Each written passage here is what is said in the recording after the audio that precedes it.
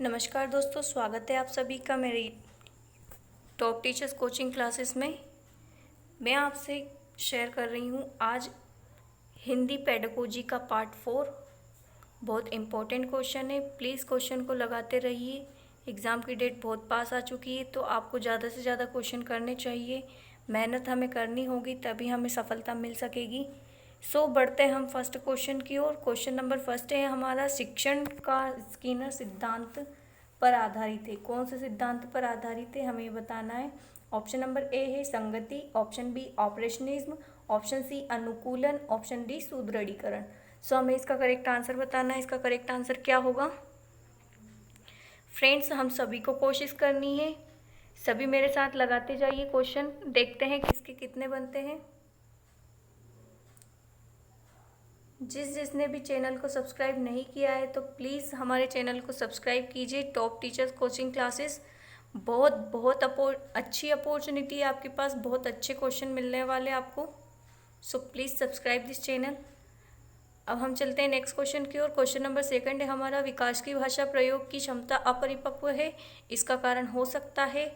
चलिए बढ़ते question option की तरफ। ऑप्शन नंबर ए है भाषा अधिगम में अरुचि, ऑप्शन ए है भाषा अधिगम में अरुचि, ऑप्शन बी समृद्धि भाषाई परिवेश का अभाव, ऑप्शन सी शारीरिक, और ऑप्शन डी है यह सभी। हमें इसका करेक्ट ऑप्शन बताना है। करेक्ट ऑप्शन कौन सा है?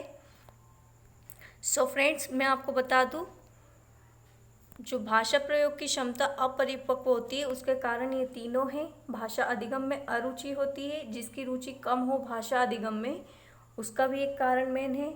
समृद्ध भाषाई परिवेश, उसको अगर अच्छा परिवेश नहीं मिल पाया तो भी उसको भाषा का जो परिपक्वता है वो क्लियर नहीं हो पाएगी।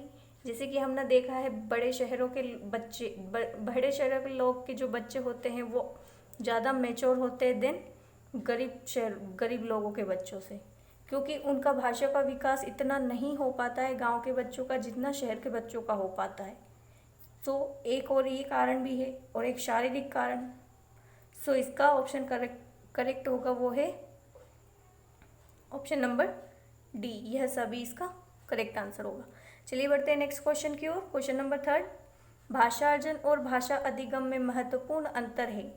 ऑप्शन ए भाषा का कठिनाई स्तर, ऑप्शन बी भाषा की पाठ्य पुस्तक, ऑप्शन नंबर सी भाषा सीखने सिखाने की पद्धति, ऑप्शन नंबर डी भाषिक परिवेश की उपलब्धता।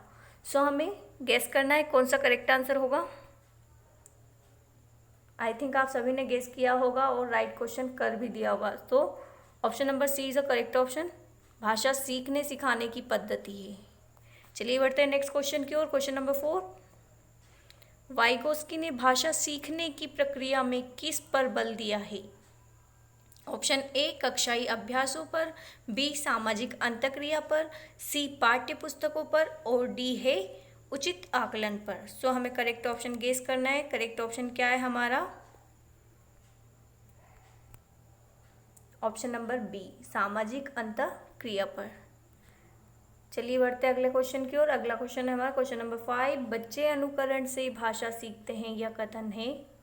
ऑप्शन ए पूर्णतः सत्य है, ऑप्शन बी आंशिक रूप से सत्य है, ऑप्शन सी पूर्णतः असत्य है, और ऑप्शन डी सारहीन है।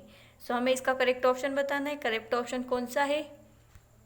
उम्मीद करती हूँ आप सब भी मेरे साथ कर रहे हैं क्वेश्चन, और आपके क्वेश्चन बन भी रहे हैं, ये भी इसी उम्मीद में कर रही हूँ।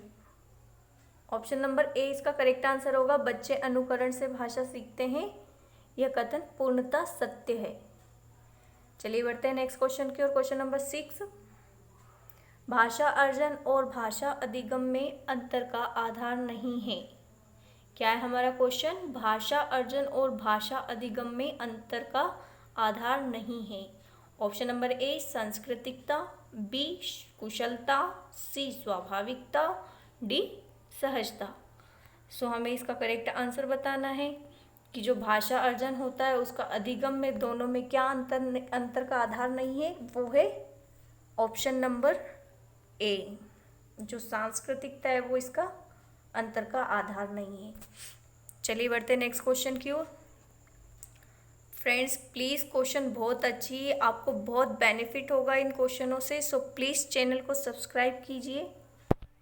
चलिए बढ़ते हैं नेक्स्ट क्वेश्चन। क्वेश्चन नंबर 7, अभिप्रेरणा का सिद्धांत है। ऑप्शन ए विद्यार्थियों को प्रोत्साहित करने पर बल देता है। ऑप्शन बी विद्यार्थियों को अभ्यास करने के लिए कहता है। ऑप्शन सी सीखी हुई बातों की पुनरावृत्ति करने के लिए कहता है। और ऑप्शन डी उपरोक्त में से कोई नहीं। तो हमें इसका करेक्ट आंसर बताना है कि इसका करेक्ट आंसर क्या होने वाला है। अभिप्रेरणा का सिद्धांत किस बल पर कार्य करता है? वो है ऑप्शन नंबर ए, जो विद्यार्थियों को प्रोत्साहित करने पर बल देता हो। चलिए बढ़ते आगे क्वेश्चन की ओर। अगला क्वेश्चन है हमारा क्वेश्चन नंबर 8, विद्यार्थी की भाषा पर उसके सामाजिक परिवेश का प्रभाव पड़ता है। यह सिद्धांत किसका है? यह सिद्धांत किस पर आधारित है, हमें ये बताना। ऑप्शन नंबर ए अनुबंधन का, ऑप्शन बी अनुकरण का, ऑप्शन सी साहचर्य का, ऑप्शन डी जीवन समन्वय का। हमें इसका करेक्ट ऑप्शन गेस करना है, क्या होगा इसका करेक्ट ऑप्शन। आई थिंक आपने गेस कर लिया है, इसका करेक्ट आंसर क्या आने वाला है, ऑप्शन नंबर बी अनुकरण का। चलिए बढ़ते हैं नेक्स्ट क्वेश्चन की ओर। फ्रेंड्स प्लीज़ चैनल को सब्सक्राइब कीजिए, अभी तक आपने चैनल को सब्सक्राइब नहीं किया है। अगर सब्सक्राइब नहीं करोगे तो इससे भी अच्छी वीडियो आप तक नहीं पहुंच पाएगी। चलिए क्वेश्चन नंबर 9, भाषा प्रयोग की कुशलता संभव है। ऑप्शन ए केवल साहित्य पढ़ने से, बी भाषा की पाठ्य पुस्तक पढ़ने से, सी अधिक से अधिक भाषा प्रयोग से, और डी केवल भाषा सुनने से। हमें इसका करेक्ट ऑप्शन बताना है कि इसका करेक्ट आंसर क्या आने वाला है। इसका करेक्ट आंसर है ऑप्शन नंबर सी, अधिक से अधिक भाषा प्रयोग से। आई थिंक आप भी अच्छा कर रहे होंगे इसमें, और उम्मीद करती हूँ आगे भी अच्छे से करेंगे। चलिए नेक्स्ट क्वेश्चन, क्वेश्चन नंबर 10, बोलना कौशल में महत्वपूर्ण है। ऑप्शन ए मधुरवाणी, ऑप्शन बी संदर्भ व स्थिति के अनुसार अपनी बात कह सकना, ऑप्शन सी शुद्ध स्पष्ट एवं शुद्ध उच्चारण, ऑप्शन डी अलंकारिक भाषा का प्रयोग। तो हमें इसका बताना है बोलना कौशल किस में महत्वपूर्ण है, वो आंसर हमको बताना है। इसका करेक्ट आंसर क्या होगा, संदर्भ एवं स्थिति के अनुसार अपनी बात को कहना।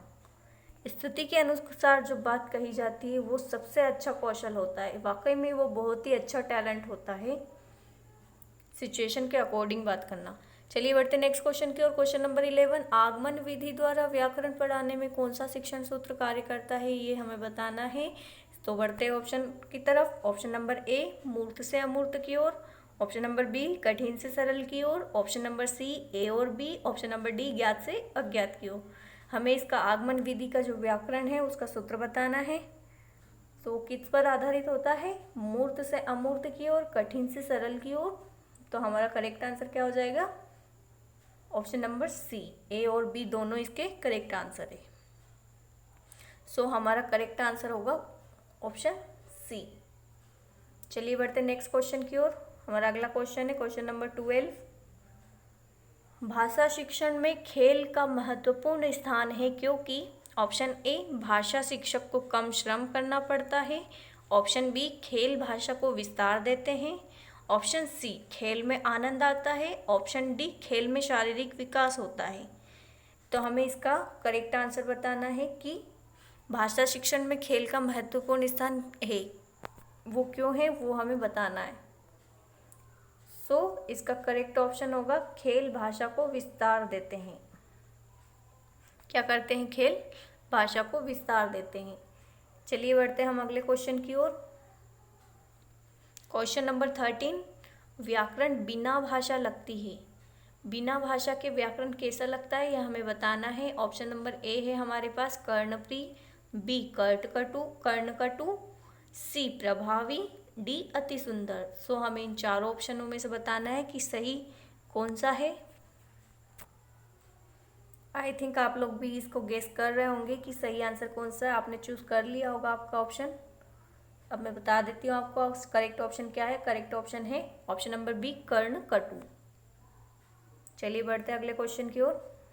अगला क्वेश्चन हमारा क्वेश्चन नंबर 14, विराम चिन्हों के उचित प्रयोग से संभव है। ऑप्शन ए दक्षता विकास, ऑप्शन बी प्रभावी लेखन, ऑप्शन सी प्रभावी श्रवण, ऑप्शन डी प्रभावी पठन। सो हमें इसका करेक्ट आंसर बताना है। करेक्ट आंसर क्या होने वाला है इसका? ऑप्शन नंबर ए इसका करेक्ट आंसर होगा। दक्षता विकास, जो विराम चिन्हों के उचित प्रयोग से संभव होता है वो कौन सा विकास है? दक्षता विकास। चलिए बढ़ते हैं नेक्स्ट क्वेश्चन की ओर। हमारा अगला क्वेश्चन होगा क्वेश्चन नंबर 15, व्याकरण का प्रयोग संभव है। हमें क्वेश्चन नंबर 15 को बताना है व्याकरण का प्रयोग संभव है। सो ऑप्शन नंबर ए लिखित अभिव्यक्ति, ऑप्शन नंबर बी मौखिक अभिव्यक्ति, ऑप्शन नंबर सी ए और बी दोनों, ऑप्शन नंबर डी हमारा अधिगम प्रक्रिया में। हमें इसका करेक्ट आंसर बताना है। इसका करेक्ट आंसर क्या होने वाला है? सो जो व्याकरण का प्रयोग जो होता है वो संभव होता है वो लिखित अभिव्यक्ति और मौखिक अभिव्यक्ति दोनों में ही किया जाता है। तो हमारा ऑप्शन सी करेक्ट आंसर होगा, ए और बी दोनों। चलिए बढ़ते हैं अगले क्वेश्चन की ओर। अगले क्वेश्चन है हमारा क्वेश्चन नंबर 16, छात्रों में मौखिक अभिव्यक्ति के अंतर्गत हीन भावना, आत्मविश्वास में कमी आदि का होना कारण बनता है। छात्रों में मौखिक अभिव्यक्ति के अंतर्गत हीन भावना, आत्मविश्वास में कमी आदि का होना कारण बनता है। ऑप्शन ए अशुद्ध श्रवण, ऑप्शन बी अशुद्ध लेखन, ऑप्शन सी ज्ञान का अभाव और ऑप्शन डी हमारे पास अशुद्ध उच्चारण। तो हमें इसका बताना है कि जो मौखिक अभिव्यक्ति होती है उसके अंतर्गत छात्रों में क्या होता है? हीन भावना आ जाती है, कॉन्फिडेंस गिर जाता है, ऐसी कई प्रकार की घटनाएं उनके अंदर घटित होती है, वो डर जाते हैं। ऐसा बहुत सारे कारण होते हैं बच्चों के जो वो खुलकर नहीं बता पाते हैं। सो इसका करेक्ट आंसर होगा अशुद्ध उच्चारण। ऑप्शन नंबर डी इसका करेक्ट आंसर होगा। उम्मीद करती हूँ आपको वीडियो पसंद आ रही होगी। सो प्लीज़ सब्सक्राइब कीजिए हमारा channel top teachers coaching classes. ये आपके लिए लेकर आ रही है बहुत ही अच्छी video. So please subscribe this channel. चलिए बढ़ते हैं अगले क्वेश्चन की ओर। क्वेश्चन नंबर 17, मौखिक भाषा के आकलन का सर्वोत्तम तरीका है। ऑप्शन ए अंत्याक्षरी, ऑप्शन बी प्रश्नों के तयशुदा उत्तर देना, ऑप्शन सी अनुभव बांटना व बातचीत, ऑप्शन डी किताब पढ़ना। हमें इसका करेक्ट आंसर बताना है। करेक्ट आंसर क्या होने वाला है? जो मौखिक भाषा के आकलन का सर्वोत्तम तरीका है वो कौन सा है? वो है अनुभव बांटना व बातचीत करना। क्या है मौखिक भाषा का सर्वोत्तम तरीका? वो अनुभव बांटना व बातचीत करना। चलिए बढ़ते हैं अगले क्वेश्चन की ओर। अगला क्वेश्चन है हमारा क्वेश्चन नंबर 18, हिंदी भाषा का मूल्यांकन करते समय आप सबसे ज़्यादा किसे महत्व देंगे? वो है ऑप्शन नंबर ए व्याकरणिक नियम, ऑप्शन बी सीखने की क्षमता का आकलन, ऑप्शन नंबर सी काव्य सौंदर्य, ऑप्शन नंबर डी निबंध लिखने की योग्यता। चलिए गेस कीजिए कौन सा करेक्ट आंसर होने वाला है। सो इसका करेक्ट आंसर होगा सीखने की क्षमता का आकलन। जैसा कि मैं आपको पहले भी बता चुकी हूँ, हमारे सामने ही आंसर होता है, हमें सिर्फ उसमें से करेक्ट आंसर चूज़ करना होता है। और वो किसकी वजह से पॉसिबल होगा? वो होगा हमें करेक्ट रीडिंग करनी।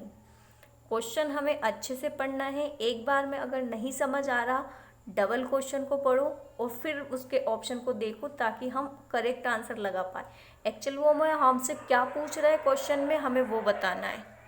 चलिए बढ़ते हैं नेक्स्ट क्वेश्चन की ओर। हमारा अगला क्वेश्चन है क्वेश्चन नंबर 19, भाषा की पाठ्य पुस्तक के, इसके बारे में बताना है हमें। भाषा की पाठ्य पुस्तक है वो क्या है? ऑप्शन ए भाषा सीखने का एकमात्र संस्थान है, बी अभ्यास परक भी होनी चाहिए, ऑप्शन सी साधन है, ऑप्शन डी साध्य है।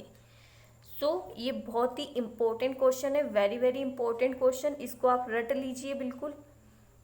ये एग्ज़ाम में पूछा जा चुका है और अब भी इसकी पॉसिबिलिटी है ये पूछा जा सकता है। सो प्लीज़ इसको अच्छे से देख लीजिए कि भाषा की पाठ्य पुस्तक मतलब क्या है? वो है एक सी नंबर साधन है। क्या है वो? एक साधन। चलिए बढ़ते हैं अगले क्वेश्चन की ओर। अगला क्वेश्चन है हमारा क्वेश्चन नंबर 20, भाषा की पाठ्य पुस्तक में सबसे महत्वपूर्ण पक्ष है। पाठ्य पुस्तक का सबसे महत्वपूर्ण पक्ष बताना है, वो क्या है हमारा? ऑप्शन ए आकर्षक चित्र, ऑप्शन बी पाठों का उद्देश्यपूर्ण चयन, ऑप्शन सी है हमारा अभ्यासों की बहुलता और ऑप्शन डी है कागज की गुणवत्ता। सो हमें इसका करेक्ट आंसर बताना है। करेक्ट आंसर क्या है इसका? ऑप्शन नंबर बी, पाठों का उद्देश्यपूर्ण चयन। सो ये बिल्कुल करेक्ट आंसर है। पाठों का उद्देश्यपूर्ण चयन ही पाठ्यपुस्तक में सबसे महत्वपूर्ण पक्ष होता है। फ्रेंड्स, उम्मीद करती हूँ आपको वीडियो पसंद आई होगी। ऐसे ही कई वीडियो लेकर आने वाले हैं हम हमारे चैनल के माध्यम से। सो प्लीज़ सब्सक्राइब कीजिए हमारे चैनल को, टॉप टीचर्स कोचिंग क्लासेस। ये बहुत ही अच्छी वीडियो आपके लिए लेकर आने वाली है। हम जितनी हो सकती है उतनी आपकी मदद करना चाहते हैं। सो प्लीज़ आप वीडियो को देखिए और सब्सक्राइब कीजिए। Thank you.